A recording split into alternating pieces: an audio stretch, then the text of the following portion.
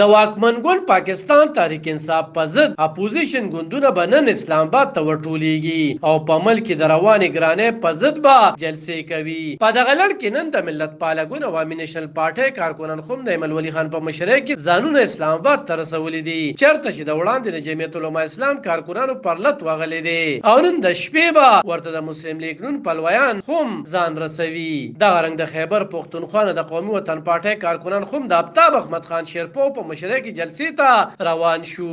د روانېدو نه وړاندې د قومي وطن پارټۍ مشر آفتاب احمد خان شیرپو خبریالانو ته وویل چې دوی د عمران خان حکومت ختموي، ولې چې په ملک کې ګراني زیاته شوې ده او د غریب ولس توان یې ختم کړی دی.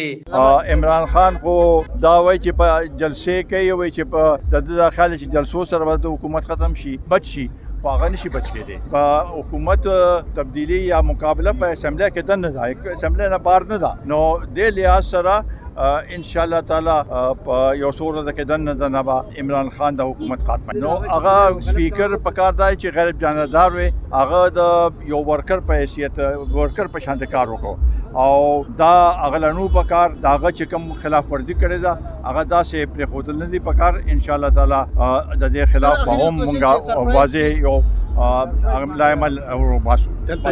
دا په داسې حال کې چې د اپوزیشن ګوندونو لخوا 20 ورځې وړاندې سپیکر ته د عدم اعتماد تحریک وړاندې شوی، خو سپیکر دغه عدم اعتماد ځنډولی وو، کوم چې آفتاب احمد خان شیرپو د عین خلاف ورزي بلي.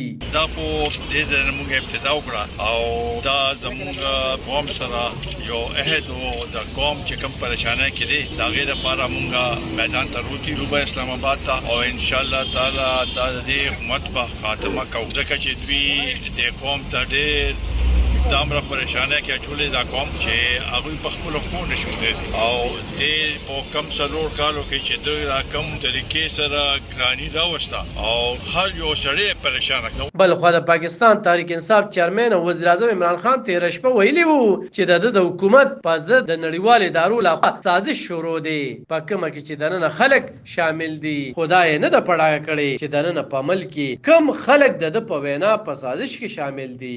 آلب خان شیرپو، دلبر نیوز 400.